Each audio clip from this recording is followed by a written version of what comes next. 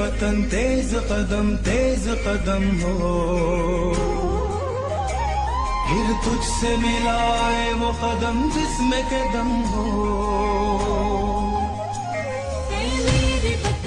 Mohammad Shafiq, president Pakistan handball federation, और ये बेहतरीन चैंपियनशिपों में होगी जैसा कि नजर आ रहा है। I'm grateful to the organizers as well as athletes of this event and Sports and Fitness Directorate of Pakistan Army and National Handball Federation for organizing this event.